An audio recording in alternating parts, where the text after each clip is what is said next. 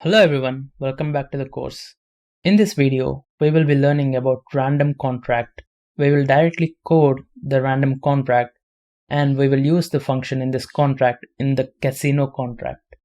The casino contract is nothing but a simple betting contract which we will use to create a DApp. Let's dive into the code now.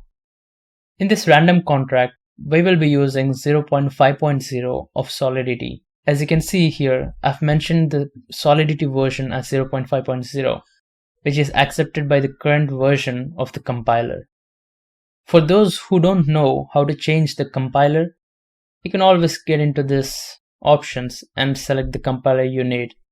Now, I would suggest you to use this, which has commit in it, which is a lot more better and easier to use rather than other.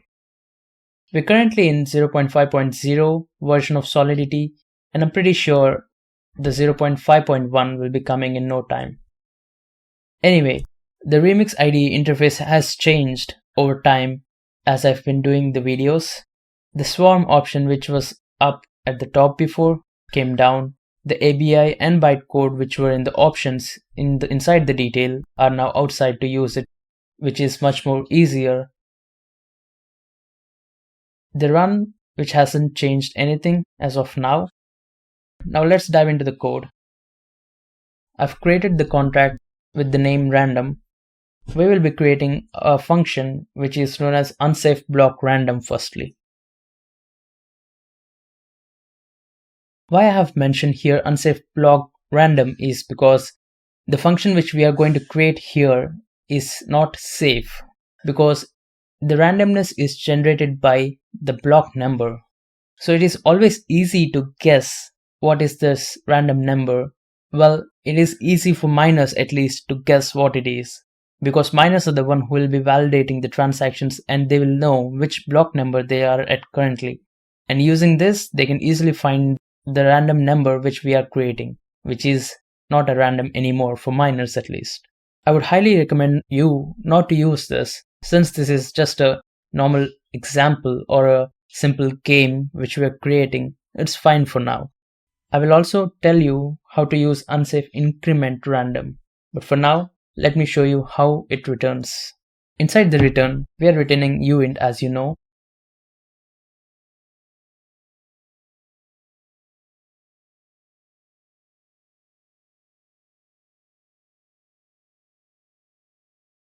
For those who didn't understand this, let me explain you in a simpler way. There's nothing much to actually look at it and look puzzled, because all it does is it returns the block number -1, the block.block hash of the block.number -1, and we are getting the reminder of it when we divide it by 100. Well, now it looks like not a random number anymore, right? Now let's create another function, which is unsafe increment random. Pure, and we are done.